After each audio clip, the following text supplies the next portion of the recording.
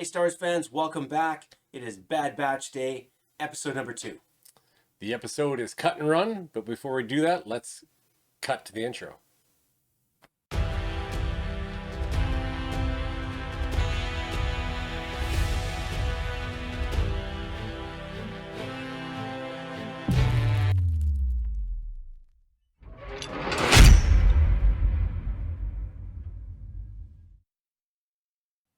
Okay, before we get into the review, step 1, hit that like button. Step 2, subscribe. And step 3, Ring that notification bell. episode number 2. It is called Cut and Run.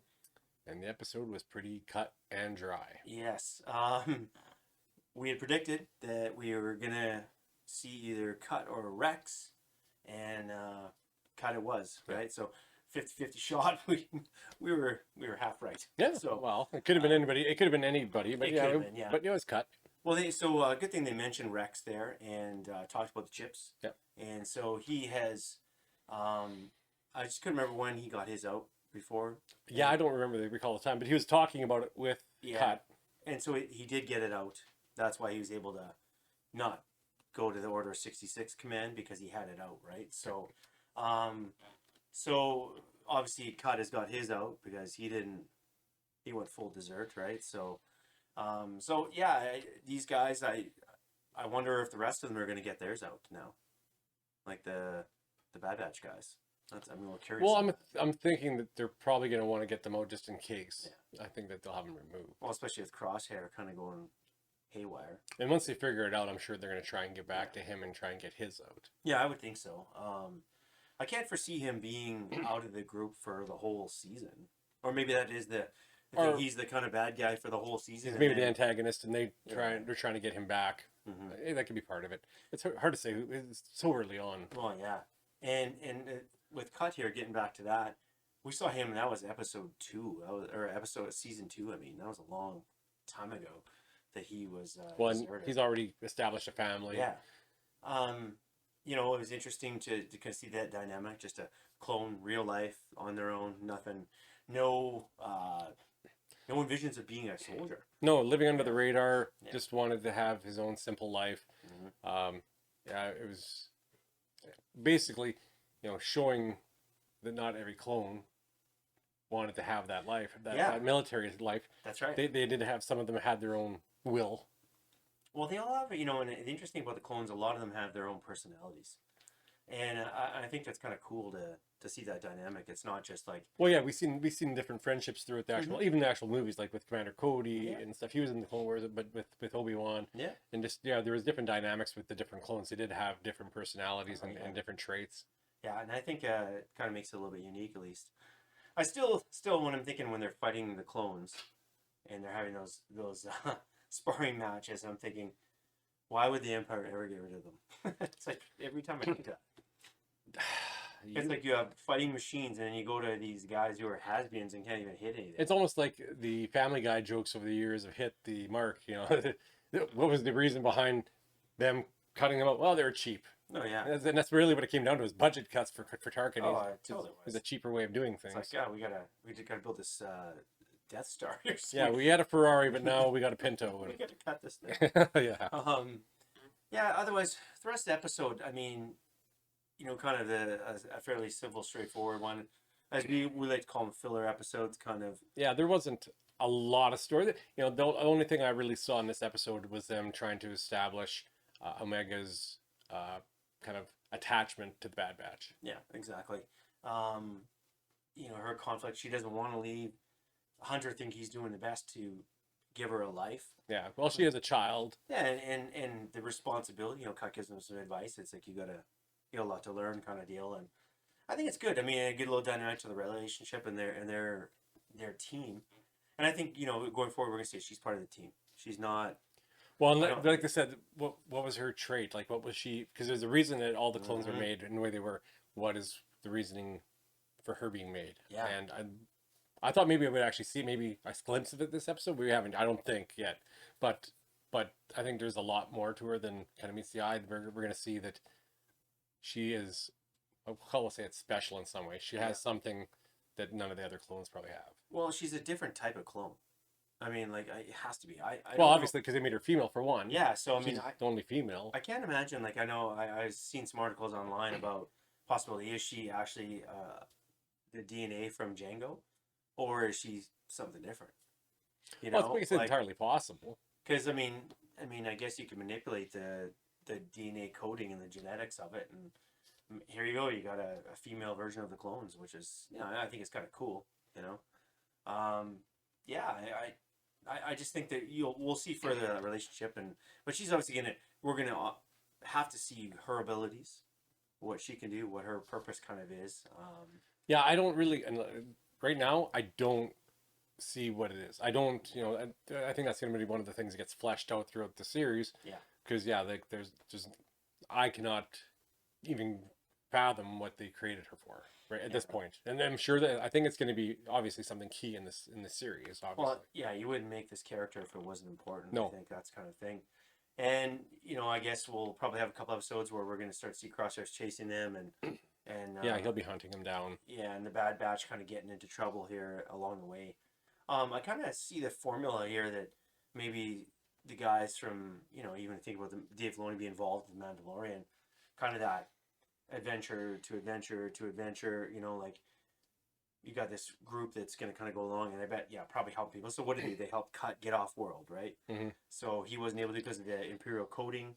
Yeah, well, how else do you really have a series like this and flesh it out? You're going to have these kind of little side stories. Yeah. And, that just kind of provides the entertainment. Otherwise, you will really get some boring episodes in there, right? Like this wasn't the most, rip roaring episode by any means. It was kind of slower. Yeah. But they were trying to further the arc of the connection between Omega and the Bad Batch, but it was a slower episode. Oh, absolutely. It was. Other than that, I guess you got to see. Well, I guess we also got to see the Empire implementing their keychain or the coding for people, and basically keeping track and tabs on everybody. Yeah, and I find that I'm very fascinated by that kind of backstory of how the Imperial, the Imperials kind of take hold. How they're getting grasping onto everybody. Yeah. I really loved from the first episode when they had Palpatine from that little scene kind of from Revenge of the Sith, right? And now it's being broadcast to everybody. The first Galactic Empire. Yeah, it's pretty cool. And even then you got your Imperial officer saying if you don't have your coding chain or whatever, you can't go anywhere. Yeah. And so you got you're registering yourself, and so it's not really a free society anymore. It's like no, it's very much very much like I don't know if we want to compare it to like when they coded back in World War II. Oh yeah, like the Jewish people and all that kind of. It's almost like to that point where they're enslaving everybody, right? Yeah, and I think that fleshed out in stories like this, getting that little backstory for the Empire is kind of cool because you can really see just how drastic and how kind of evil the Empire was, and I fleshing it out in these kind of stories is cool. Maybe we'll get a little bit more in the Obi-Wan series, which is kind of cool to see the different things. Even for the Mandalorian, fast forwarding in time and seeing the remnants of the Empire, still trying to hold their grasp. Yeah, I really like how they're doing that, and I'm looking forward to seeing more of that throughout this series.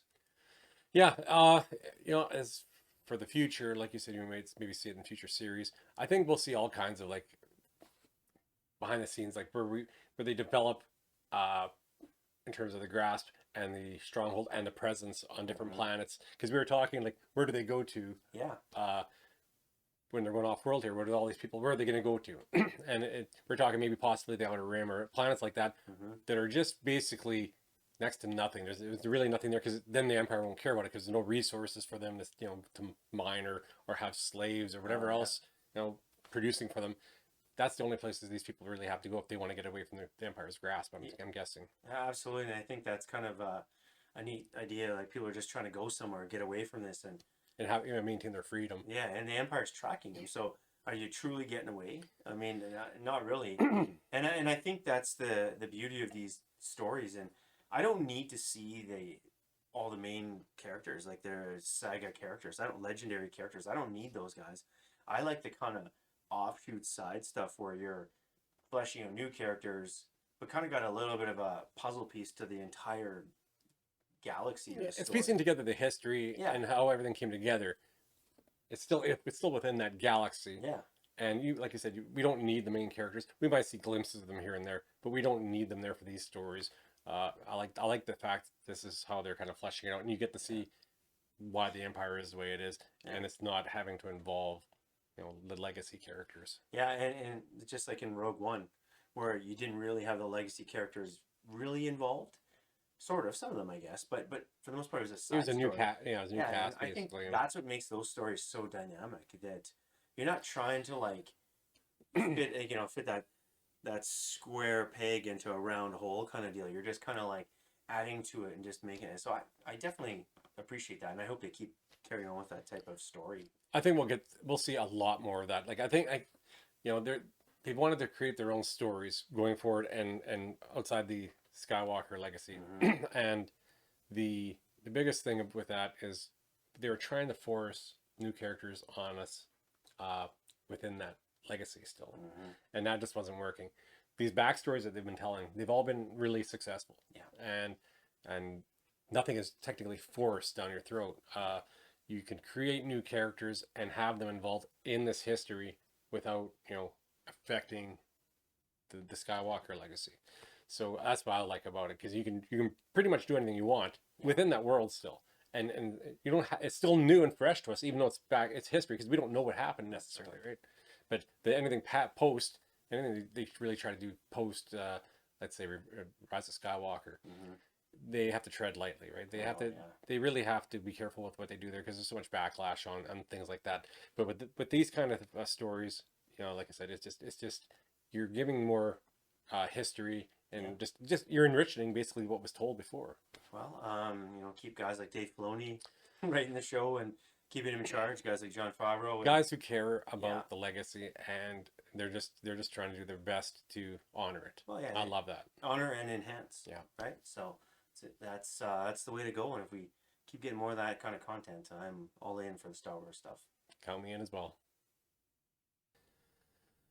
Well, that's episode 2 of The Bad Batch in the books. And that felt like alliteration.